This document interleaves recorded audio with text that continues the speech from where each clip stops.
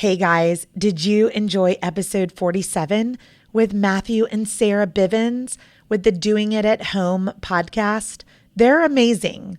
Continuing on, we decided to do a podcast swap. So episode 48, here we are. It's actually from Matthew and Sarah Bivens and from the Doing It at Home podcast. Hey, I'm Sarah. When planning our home birth, my husband Matthew and I were really frustrated by the lack of empowering and honest home birth resources. So we created this podcast to start a new conversation for moms and families like us. This is Doing It at Home. Hello, everyone. Welcome to the Doing It at Home podcast. Today's episode is just so awesome. We talk with Melissa. And I had been looking forward to talking to Melissa for a very long time. Melissa has had 5 home births. 5 home births. So that's the most home births from anyone that we have spoken with thus far on the show. And they span over the course of 20 years, which is amazing. At the time we speak, her oldest child is 21 and her youngest is 7 months. And she has such vivid details and memories of all of them, and they're all beautifully unique, and it's just so awesome, like I said at the beginning. So I'm gonna shut up and just let you listen in on this goodness. Hi, Melissa. Welcome to the Doing It at Home podcast. How are you? I'm great. How are you? Oh, we're awesome. Yeah, we're doing fantastic. We're enjoying this beautiful day here in Atlanta, and we are super excited to be talking with you, and you're all the way on the other end of the country, which is so much fun. Yeah. So, once again, thank you for joining us. Indeed. Yeah, I'm really excited to talk to you guys. I love what you're doing. Giving exposure to home birth is amazing. So I'm super stoked to be talking to you today. Yes, and you have some experience with home birth, Just and a little bit. We'll be getting into that. But just to share the context of that, why don't you tell us a little bit about your family and who's in it? So my name is Melissa, and I live here in gorgeous, amazing Ashland, Oregon, with my 5 kids. And so my first 3 babies, I guess they're not babies anymore. But my first 3, I got married to my first husband real young. I was 18, and we then had 3 children together: Josiah, Elijah, and Eliana, and they are now 21, 19, and 17. So they're basically adults. And then when I was 34, I think, I met my second husband. And we have Luna, who is 4, and Kieran, who just turned 10 months yesterday. So, lots of babies over my lifetime. Lots of babies, and all of them home births, correct? Exactly. All of them home births. Yeah, starting way back in 1996. Wow. So, That's amazing. Yeah. That's awesome. Yeah. Oh, my gosh. So your first home birth baby to now, I mean, there's so much we could get into, which I want to a little bit later, on how home birth as a culture and a concept and an experience has changed over that time. I imagine it has to be insane how different it is. Yeah. So could you, I know each birth, we talked a little bit before we hit record, we could do an entire episode on each one. On each birth, right. But what are some of the highlights or the big things you got out of each birth? I actually want to jump in and ask you this question before we get into that, Melissa. When you were 19, I want to understand, like, was home birth always something that you just knew you were going to do? Was it something, like, how did you arrive at home birth for yourself? Really interesting. So my ex-husband and I, we got married, young, and we had actually planned to wait a few years before we got pregnant. And my mom ended up getting breast cancer diagnosed right after we got married. And I panicked, oh my gosh, what if she doesn't make it? I want her to see one of my babies. So that totally changed kind of our plan. And we, I got off birth control and we got pregnant pretty much 4 months after we were married. My mom's amazing and fine and, like a 22-year survivor now. But I never thought about it. I had never thought about it. I was so young. Who thinks about that? Yeah. So it was interesting because it was like I got pregnant and I just knew I didn't want to be in a hospital. I just had this like really strong feeling of, I think I want to do this at home, which I had only known one person in our family who had home birthed, and that was my mom's brother. So his wife, all of their children were born at home. And I always thought that was kind of cool, but I never really thought, well, I'm going to have mine at home. But when I got pregnant, it just felt like the right thing for me. And thankfully, I've really lucked out in the husband department. Both of my husbands have been amazing and just completely on board with it, which is awesome because that doesn't always happen. Right. Yeah. So my husband then, Judd, he was like, yeah, let's do it at home. Awesome. So, so we found a midwife and went from there.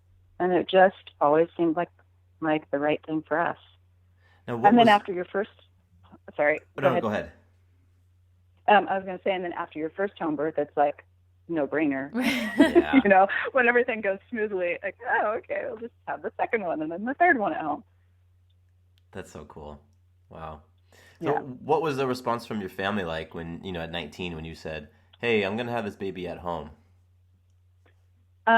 So I think if they questioned it, they didn't really say.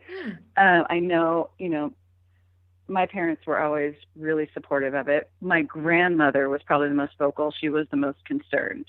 But everybody was really pretty supportive. I think my ex-husband's family was a little like, what the heck are you doing?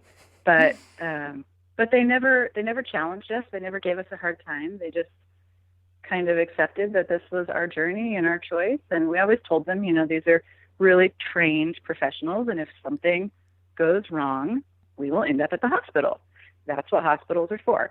So, and they had met the midwife. My mom was always really involved in our appointments. She would come. And so they were pretty comfortable with it, which was amazing to have that support system. And I think my mother has been at every single birth. Wow. Which is cool. Awesome. Wow. Yeah. That is really cool. Thank you for thinking of that, Matthew. I wanted to jump right into talk about the births, but you're like, wait a second, how did we get there? So thank you for that backstory. So there's two of us. Are you comfortable now jumping into talking about the births? Yes, I am. Okay. I'm absolutely comfortable. We may proceed. Talk about the births. Yes, each of them must be so beautiful and unique, but I'm just curious what strings them all together, what some of and then this happened in this one. So, the floor is yours in whatever fashion or order you want to talk about this. We are open. Okay. I'll probably, just because it's easier for me, go in chronological order. Sure. That makes sense. Perfect. Otherwise I may get a little confused. So, my first baby was a pretty common, I would say, stereotypical first child labor. I don't remember exactly what time contractions started. It's been 21 years, but I remember contractions starting kind of light, and I called the midwife, and I had been in labor, and she came over, and I was having prodromal labor, so it wasn't super active. I think I was at about 2 centimeters when she got there, and so we did the usual, let's walk, let's just kind of get things moving, go shopping, just get on with your day. And so we did that for pretty much into the evening. And contractions never really got super close. They always were about 5 to 10 minutes apart, never got super close together. And I dilated to a 6 and then kind of stalled out for I think it was 12 hours or something. And, they're monitoring baby. Baby was fine. And finally they said, I think we're going to need to get something going here. So we chose at that point to have them break my waters. And he actually, I had almost like a double bald bag. They said it was just like this super thick bag, and his head, there was so much water in front of his head, he wasn't engaging because the contractions just, nothing was strong enough. So they broke my water, and of course, then his head engaged, and I was in labor. Oh, and wow. I remember, we went for a walk right after they broke my waters, and coming back up the hill to my house, just crying. I was so young, and I was like, I don't think I'm ready to be a mom. Oh, gosh. So sticks out in my head. And my ex-husband said, you don't have a choice now. Clear. And that kind of like snapped me out of it. And I was like, yeah, I guess I don't. This baby's coming out. And from that point, from the point of breaking my waters to him being born was about 4 hours. So I pushed long and hard with him. I think it was about 2.5 hours of pushing. I, had minor tearing. I think I got 3 stitches. And I just remember feeling with that first baby, just feeling at one point, like, I think I'm going to die. I think I might die. It just hurt so bad. And my midwife had told me this because I was like, what is it going to feel like? What is it going to feel like? And I remember she looked at me and she said, there will be a point where you think you're dying, but you're not. And then your baby's going to be born. And it really kind of went like that. I thought, I can't do this. I'm going to die. I can't do it. And then, there he was, and you forget all about it. It's so birth every time that just, it's fascinating to me how you're in so much pain and you think there's no way I'm doing this again, or there's no way I'm getting through this. And then that baby's in your arms and immediately yes, I'll do it again. It's just so amazing. So he was born, and he was tired. It was a long labor. And so he didn't really cry when he was born. And I woke up that like a couple hours later, we went to sleep, he sort of nursed a little. He was just tired. And we slept for a couple hours, and then I woke up to this baby crying, after what, it was like 36 hours of, kind of drawn out labor. And I just remember waking up going, oh, what's that noise? Like, oh my God, I had a baby. And he was such an easy baby. I got totally spoiled the first time. Totally spoiled. Just a super kind of chill human being, and sweet, just a sweet human. And he's still sweet at 21. He still is he'll come over sometimes just to say, I love you, and give me a hug. And then he takes off and goes back home. Oh, he lives here in Ashland with his girlfriend. And so it's awesome that I get to see him often. And then my second son, so they're 2 years apart, the boys are, and we've definitely really planned him. I just had this feeling, I pretty much knew I'm going to have a boy again, and I want them to be best buddies, and I want them to be close together. And so we tried, to get pregnant with Eli, and it happened pretty much the first or second month we tried. And his birth was a little more just unexpected, I guess. After you have your first baby and it's long and it's drawn out, you kind of think labor is that. You don't really, and everybody tells you, well, it gets shorter, it gets easier. But in my head, I just thought that's birth. That's what it's going to be. And so we actually we were in the process of purchasing our first home, and we had moved in with my parents while it closed.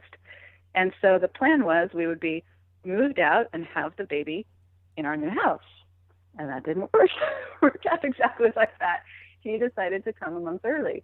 And it was back then. Now most midwives will not do a home birth under 37 weeks. That was in 1998 or 1998. I'm sorry. And the protocol then was 36 weeks. Okay. So I had just made 36 weeks to the day, and woke up at about 11 o'clock at night. I think it was about 11:30 at night. Woke up having contractions, and I left my husband and my older son in the bed asleep, and I thought, I'm just going to kind of go downstairs and walk around and see if this is real labor before I wake anybody up or call the midwife or anything. And I don't know how long I was down there having contractions and walking, and I always do this. I always wait too long. This is the running theme from this birth on. The running theme is Melissa waits too long. So I thought, well, I'm just gonna, I want to wait until I'm like moaning through contractions or something for it to be real labor. And I went to the bathroom at one point, and I had bloody show, and so then I called my midwife, and she was about an hour from where we lived. And so she had quite a drive to get there. And by the time she got there, I don't know how, I was close. I was probably hitting transition. And I had planned to have a water birth, filled up the tub, got out at one point, and labor happened, and I never got back in the water. And so he was born on dry land, as I like to say.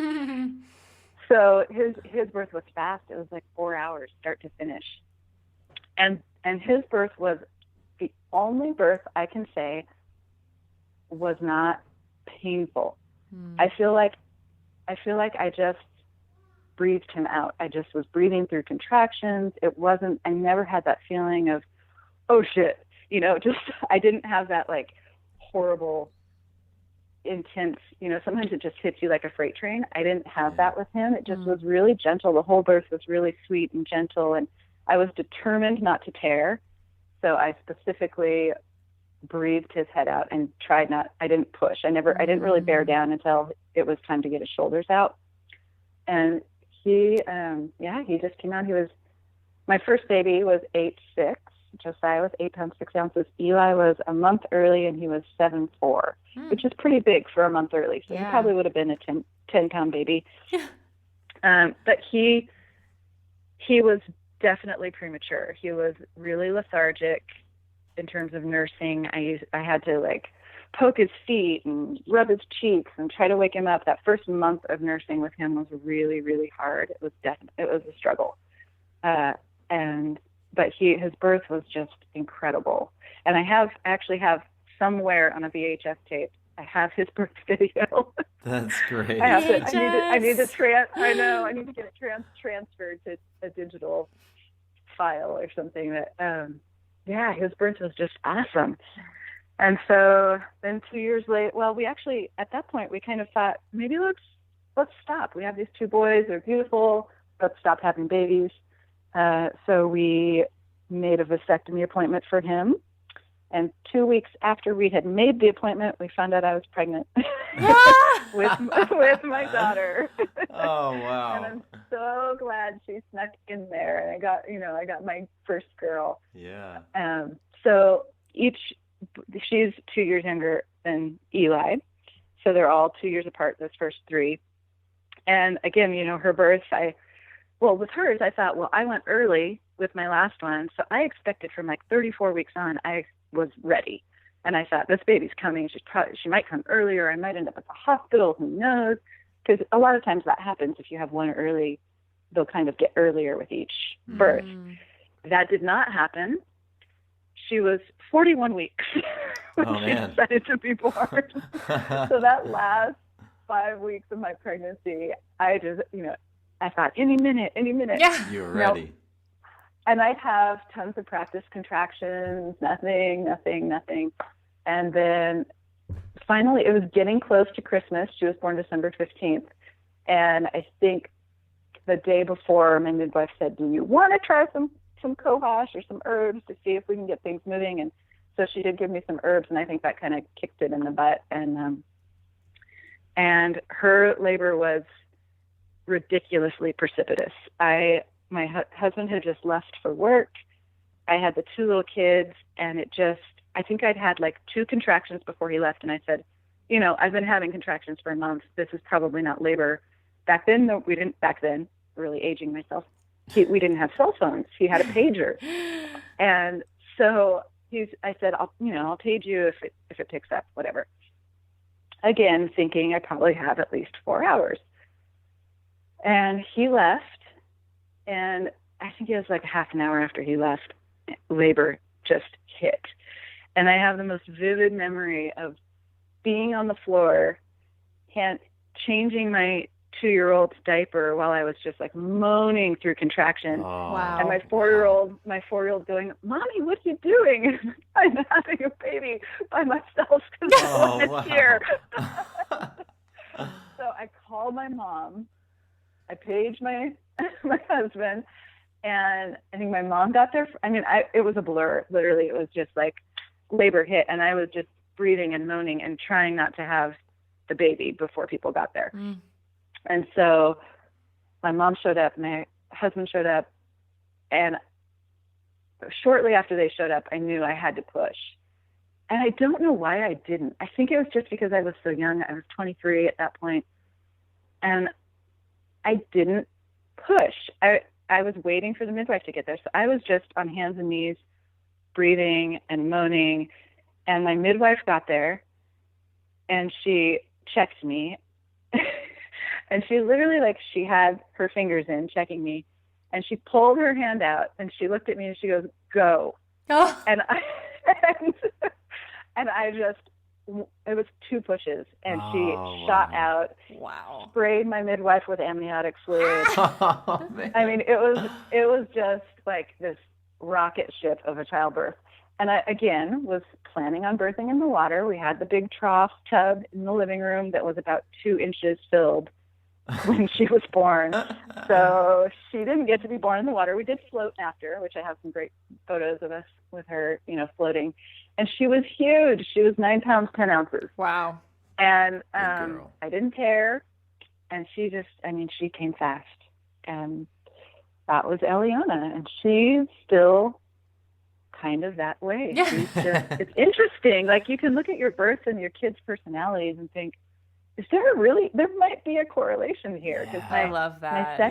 My second son is just, chill almost doesn't describe him. He is like the most easygoing human.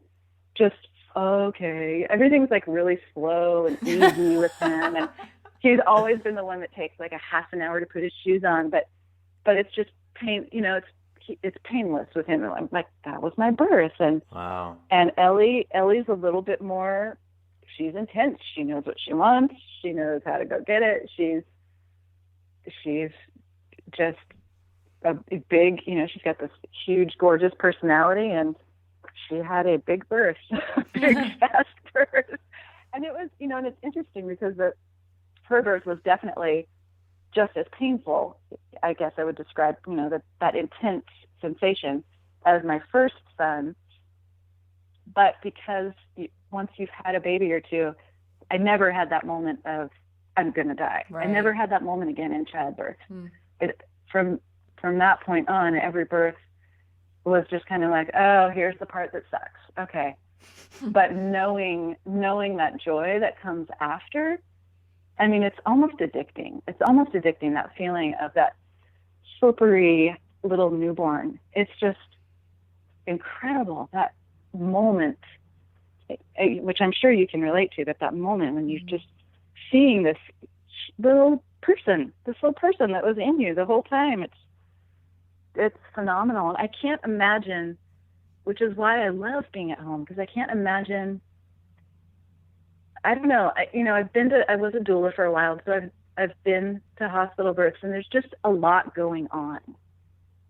Oftentimes it's a little bit noisier, it's a little bit brighter, there's more people in and out of the room, and having that moment where it's just so sacred and so quiet and just, it's me and my baby, that sweetness that I think a lot of times you're able to get more at home, especially if there's no complications. And, it seems like midwives are so incredible at giving you that space to just have that first moment that's so precious, and you never get it back. That's it's your first meeting with your child. It's precious. And and I highly recommend, if you can and you're healthy and everything is fine, consider it, because it's just so sweet. And then you get to go to your own bed, which is like nothing else, to be able to climb in your own bed with your baby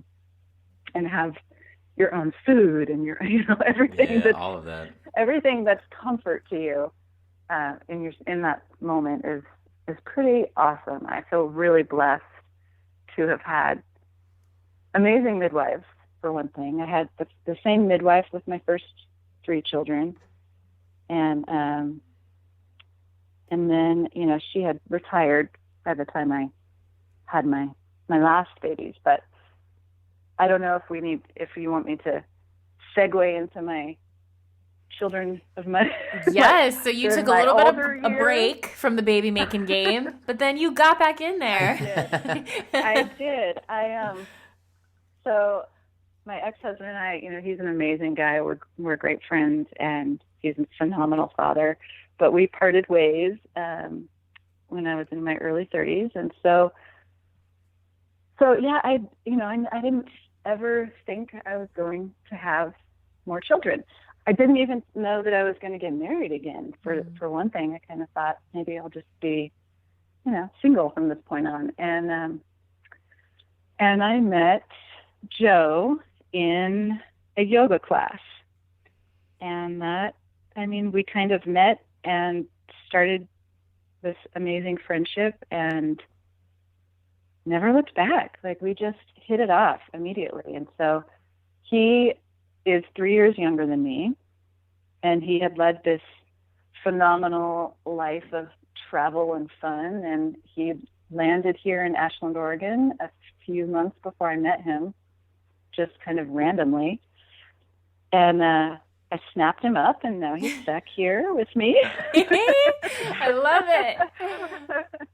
But he didn't have any children. And so it was interesting. It was interesting because we met, we fell in love, we knew, you know, we just knew it was like coming home, meeting each other. We just knew we were going to be together for probably the rest of our lives, but definitely a very long time. And so one day, he used to travel a lot for work, and he was, I think, a day or two away from leaving to go to his job. And we looked at each other, and he said, "I really feel like we should have a baby together."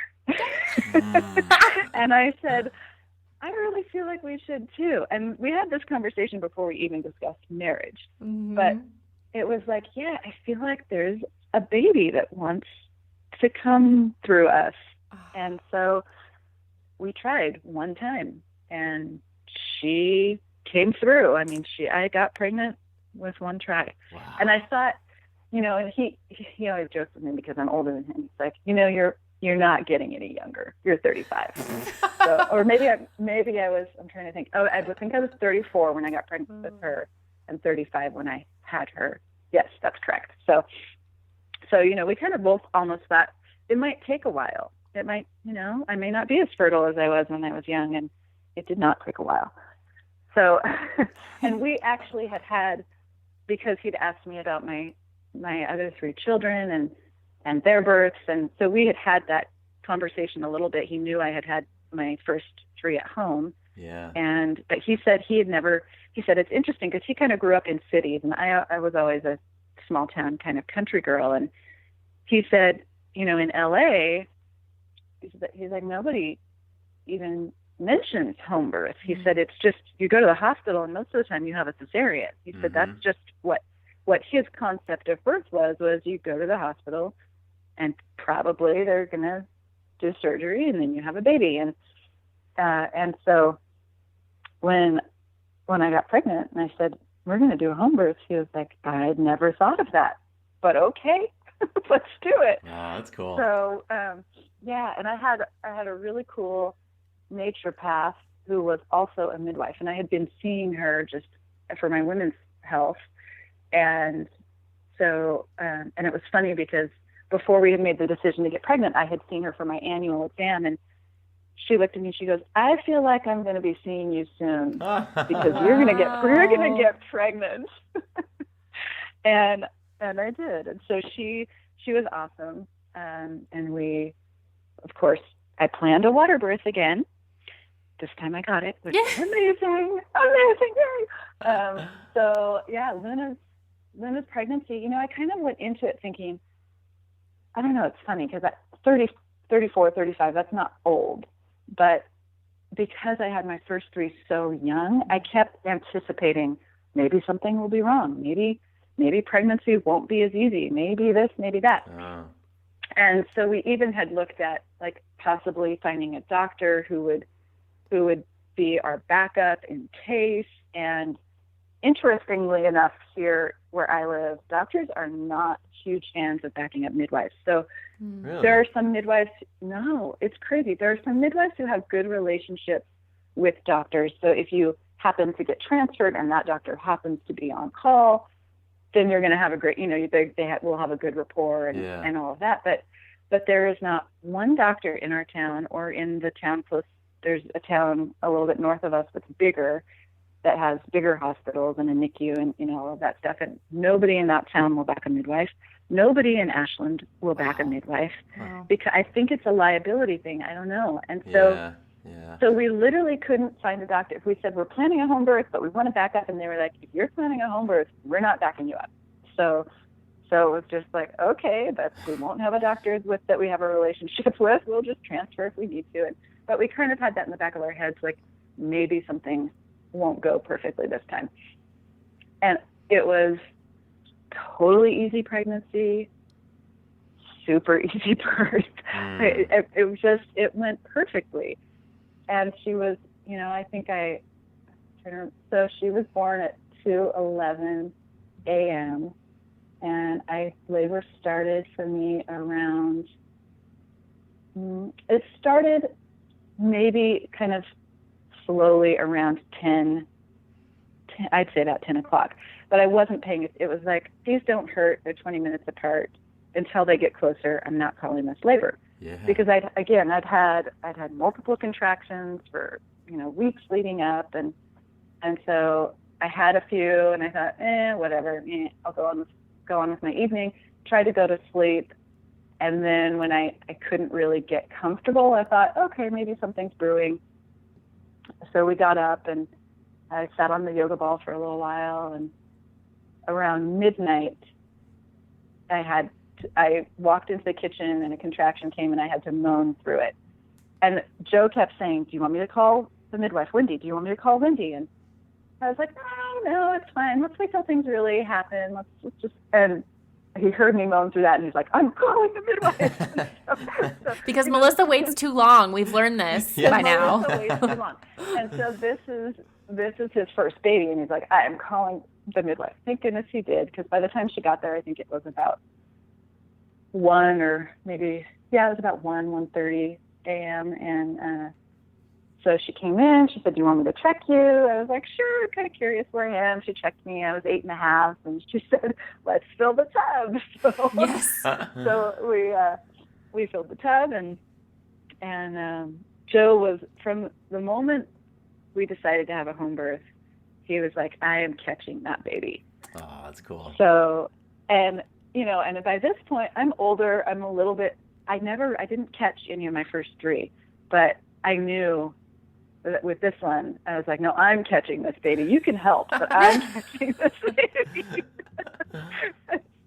So we had both told the midwife, hands off unless you need to touch us, but we're going to do this ourselves. And so yeah, we both caught her. I think somewhere that we may have a photo with both of our hands on her as she came out. But it was just, easy birth. There was one moment with her that it's kind of like you always have this one moment that sticks out about each birth. And the one moment with her that stuck out was I was slowly pushing, breathing, trying to ease her head out again, being conscious about not tearing.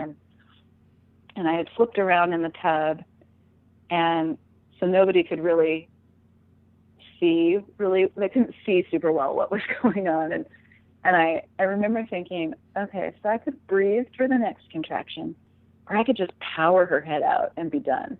And so that was the one moment that I really remember. And I reached down and I just let out this huge animal scream and powered her head out. Wow. And my midwife thought, okay, that's crowning. She's like, okay, so the baby's crowning. I think you might want to turn around so Joe can help you catch. And turn around and the baby's head's out. She's like, oh, the whole head. Okay. Well, all right. All right, let's have a baby. And then, we birthed the rest of her, and it was great. It was, he helped catch, and she was what I affectionately refer to as my booby baby.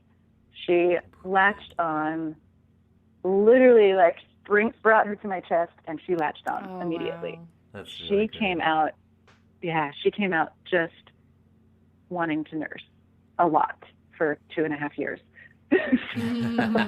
Which she did, and that was great. And then it's interesting because everybody says that a lot of times your births get faster and faster and faster, but for me it seems like the last 3 were kind of, well, Ellie's was a little bit more precipitous, but the last ones were all sort of similar in that the real intense, what you would call the transition part of labor for me does not last long at all, maybe a half an hour.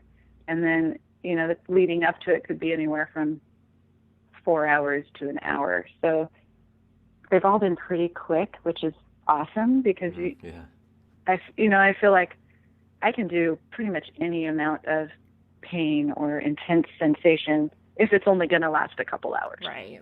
It's when it's that, like that first baby, when it's just so drawn out that it gets really tiring. Mm-hmm. And so the beauty for me about having multiple kids is that after I had, actually from my second baby on, like right after the birth, I just felt great. Like I'm not tired. I feel awesome. Not worn out, like no tearing with any of them. So not, just not sore. I've been so blessed with really easy, amazing births.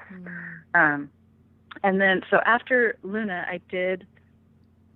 I wasn't sure I wanted to have another baby. There's 12.5 years between Ellie and Luna. So there's, a huge gap there. And we knew that the older kids were going to be leaving, and she would be left an only child, essentially. Mm-hmm. And so we had a lot of discussions about whether or not we wanted to have another baby. He knew he wanted to have another one. It was more like, I'm actually getting older at this point. Do I want to have another baby?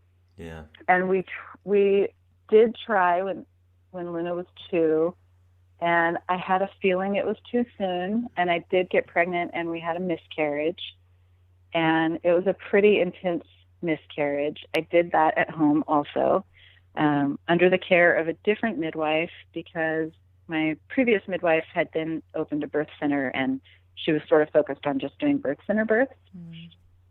And so I hemorrhaged a lot. Wow.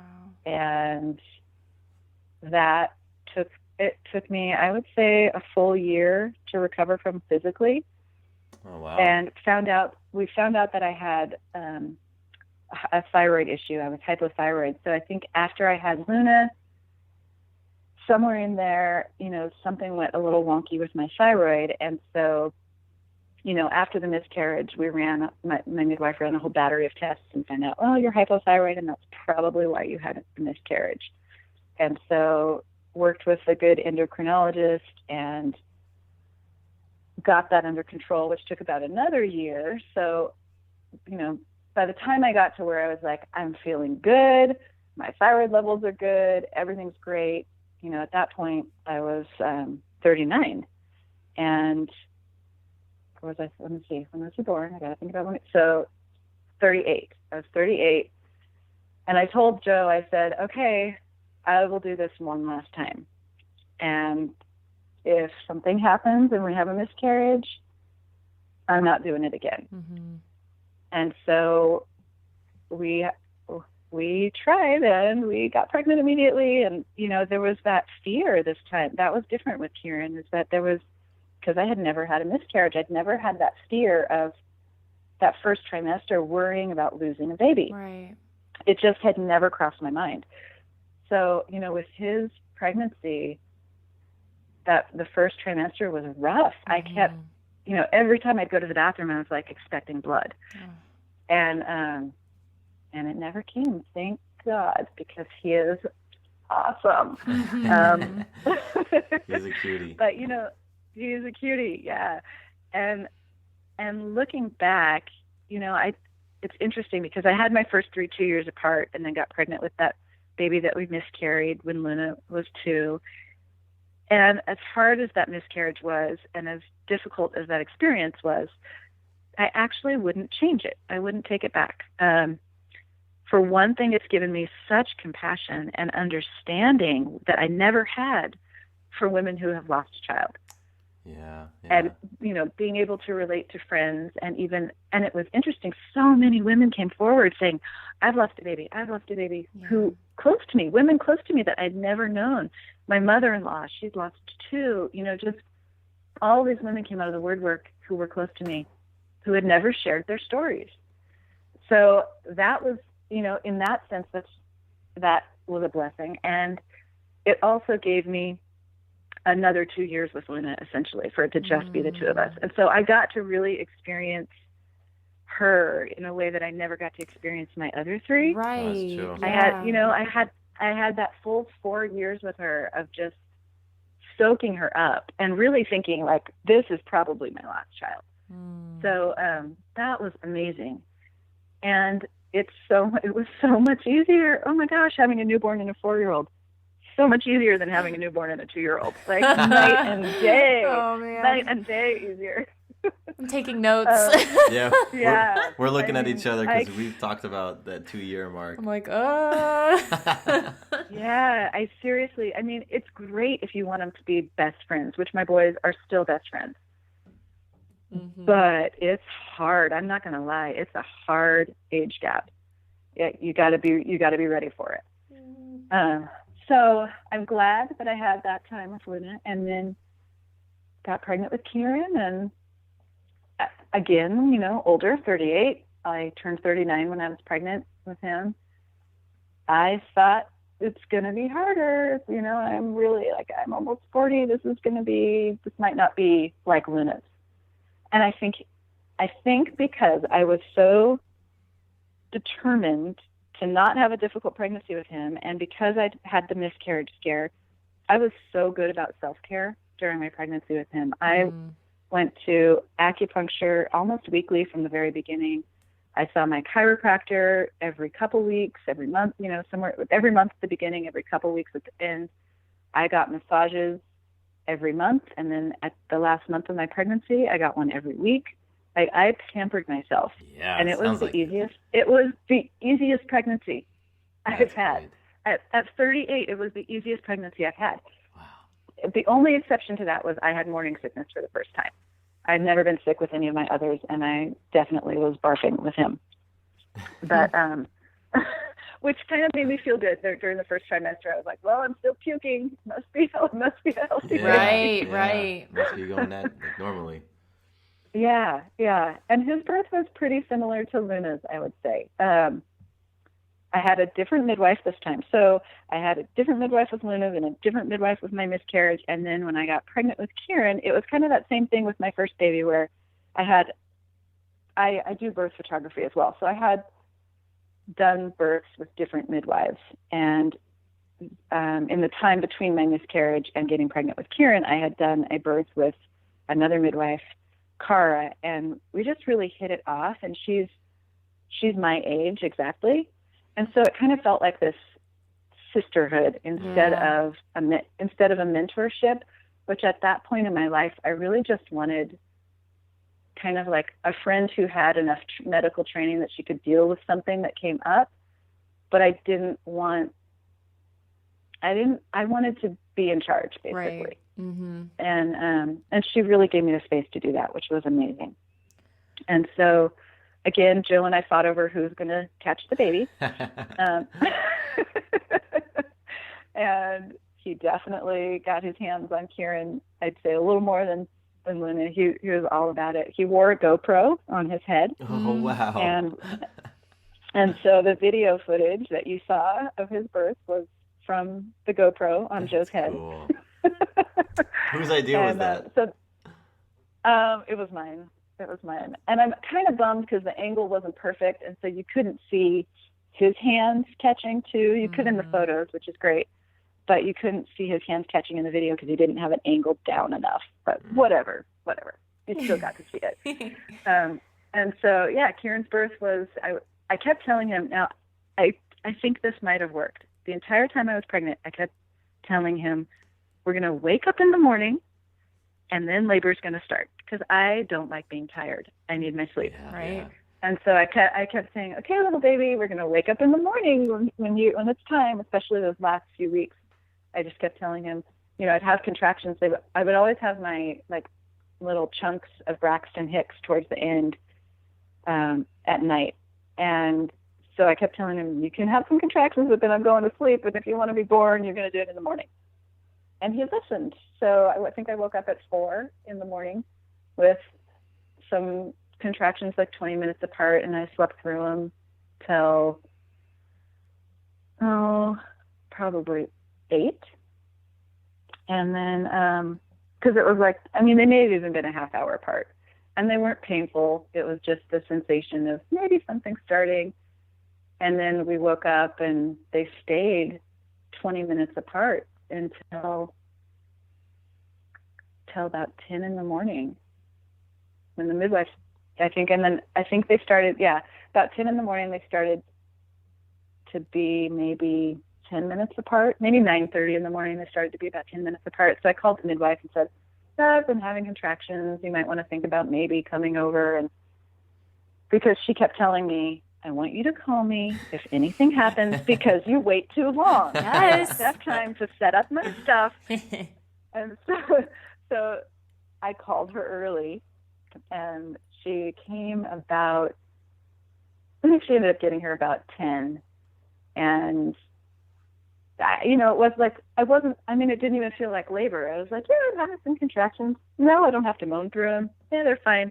She's like, do you want me to check you again? And I thought I wasn't going to get checked, but then you're in that moment and you're so curious. So I was like, okay, check me. I think I was about 7, and still like talking, and everything was fine, and contractions were far apart. And so she had a great assistant midwife who said, if you want, we could give you a homeopathic if you want the contractions to get closer together. And I was like, sure, let's make them get closer together. So they literally gave me the homeopathic. I got in the shower, and the next contractions were like 5 minutes apart.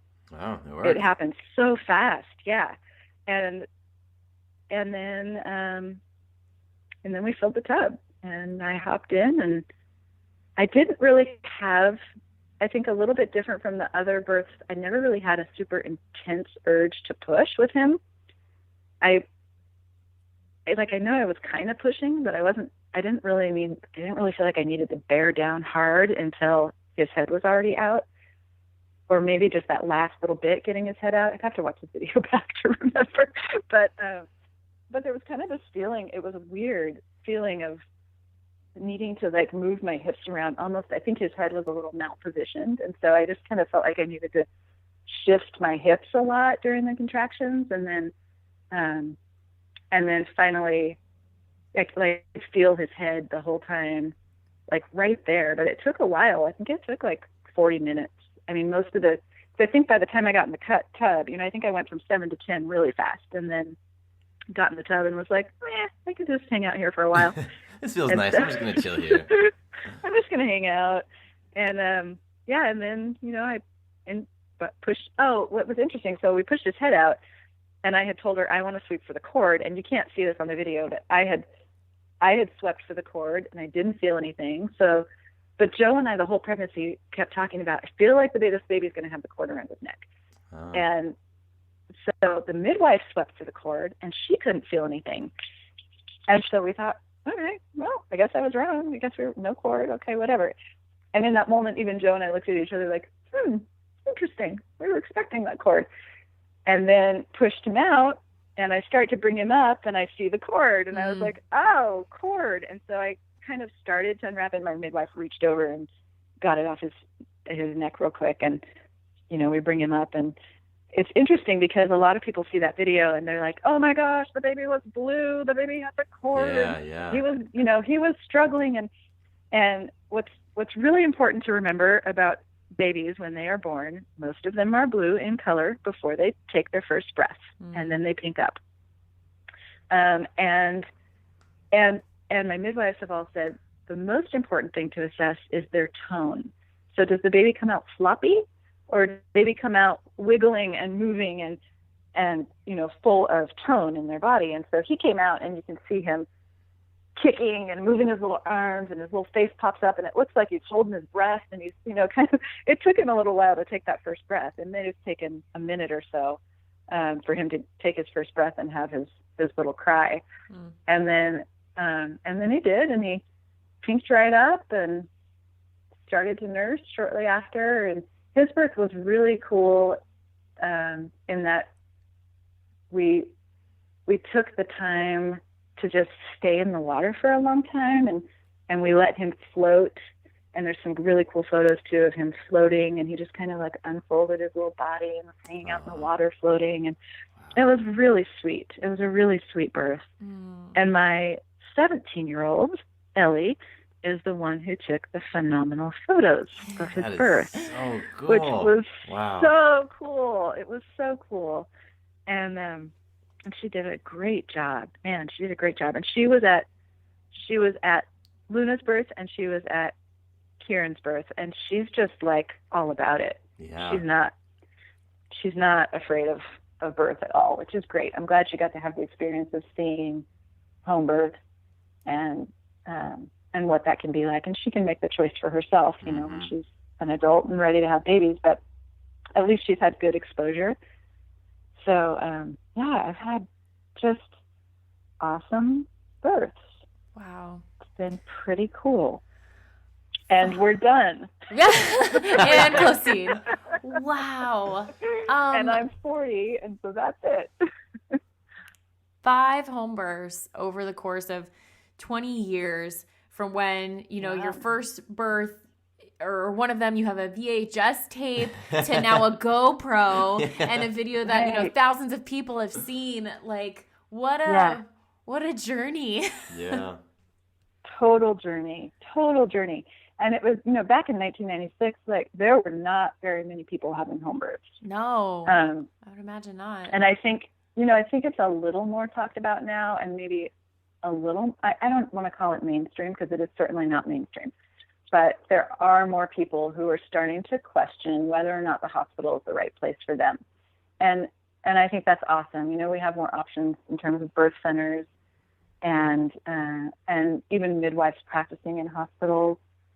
A lot more options than we did in 1996 when I had my first baby. But I think it's still, home birth is still kind of seen as this extreme thing. People tell me all the time, "Oh, you're so brave to have a home birth." And I think, for me, the hospital was more scary, because I know that so often the train that you can jump on when you go into, especially as having done work as a doula, that a lot of times, women are made to feel like they shouldn't feel pain in childbirth. And so there's this, constant offering of, do you want something, or just an expectation that you're going to get an epidural at some point. And so, when do you want your epidural, and how long do you want to wait? And it's just not that that's bad, but there are so many complications that can happen when you start down that road, down the, let's induce a little with Pitocin, and let's introduce this and introduce, it messes with the natural progression of labor, which can then cause some pretty big complications, in my opinion, and in what I've seen. And I love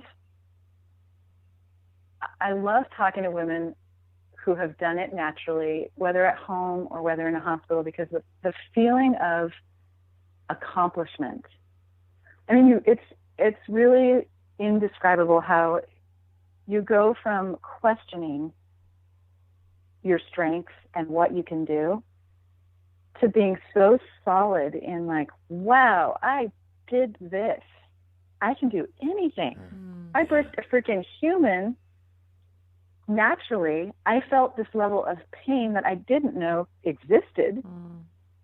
And I not only survived, but I rocked it, and I got this amazing little human. And, you know, you come out of it with such a sense of self and empowerment that it kind of makes me sad when women don't get that from their birth.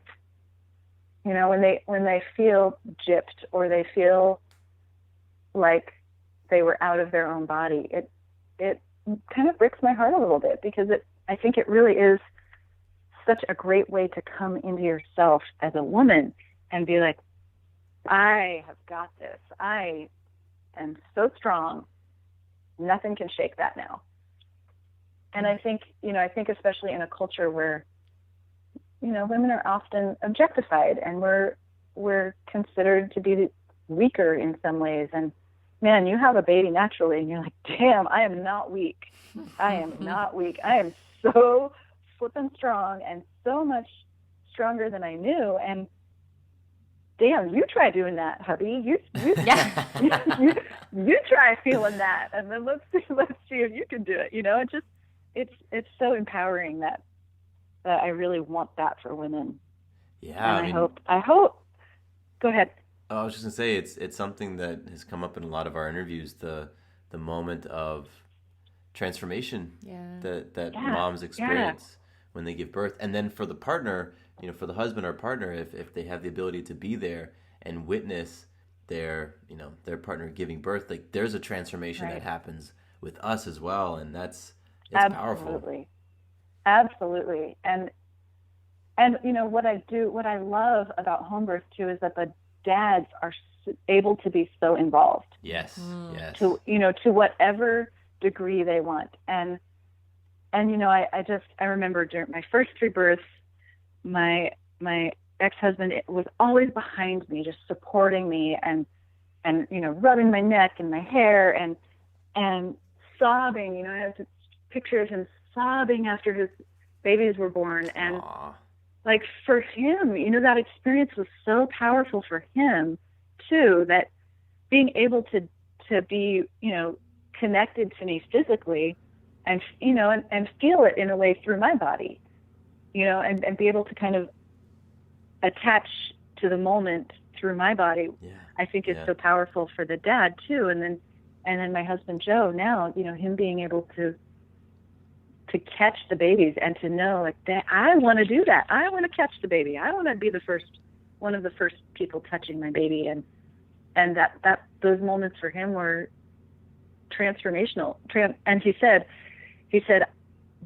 I will never get the opportunity to do this again in my life. I'm making it count. Wow. You know, so I think you're so right, Matthew, that it transforms the dads too, and really allowing a dad to be involved to the level to which he's comfortable. You know, some guys are like, I'm not so sure, which is great, you know, but if you really want to be involved, you know, I think that you should be allowed to be. And I think oftentimes, you know, if a woman's stuck in a hospital bed or has IVs hooked up to her or whatever, you know, you just can't really physically be involved to the extent that you might want to be as the dad. Yeah. I mean, I don't have any experience with birth in a hospital, but I can just imagine with the doctors and the nurses and everyone else who has the experience and then the authority that, you know, a father or a partner has a much harder time being a part of the experience. And and that connection as a couple, making that connection and having those moments, you know, of sweetness and eye contact between contractions and hugs and kisses, and it really solidifies your bond as well as a couple. I think it's so beautiful that I love that we're getting to share our home birth stories for people to hear, because I don't think it's talked about. You know, I think that, you know, like my husband, he just assumed, aren't babies just born in the hospital, and don't they just cut them out most of the time, and, you know, aren't cesareans kind of the normal? And so, you know, for him to get to hear my stories even before we got pregnant with Luna and Kieran, and I think it's really important for people to know that birth can be it can be different. It doesn't have to be in a hospital. Yeah. I'm glad we have doctors in hospitals for emergency situations, because there are times when you need to transfer. And I've been to those births. I've been to those home births where, something goes wrong and they need to transfer. And thankfully we have that. But I would love to see us get back to healthy, low-risk pregnancies being attended by midwives primarily, whether it's in a birth center or a home setting. I just think that the care model is so much more woman-centered and family-centered that I would love to see us as a country get to a place where that's considered normal. I think that would be awesome. I don't know if we ever will, but you guys are helping out. We're working on it. We're working on it over here. Yeah. Thank you so much, Melissa, for being a part of this with us and by sharing your stories. I mean, shoot, I'm going to be calling you for some, 5 babies like you have not just in birth, but I'm sure so much more knowledge that we didn't even skim the surface of. So for you to take that time and share, your treasures and your gifts with us and with our listeners, we are very grateful. Oh, you're so welcome. I feel honored to be able to share and to help normalize something that is normal, that our bodies are made to do. It's an honor to get to share my stories of my babies. Yes, and give our love to all of those babies, big and small, because they're always your babies, even if they're 21, still your baby. So it's true. You just get to have a beer with them. Yeah, cool. Right on. That's awesome. Yeah, Melissa, you rock, and your birth stories are powerful and inspiring, and I love that you've had 5 births and they were all different, right? Like there were similarities, there were things that were kind of common throughout, but it's just a beautiful thing that birth is always unique and always different, and you get to experience yourself new each time, and we're just very grateful. Absolutely. Yeah, we're grateful, like Sarah said, that you'd come on this show and share your stories, and I know our listeners have really picked up a lot, and just from your words and your experience. And once again, I want to say thank you so much. Oh yeah, thank you guys.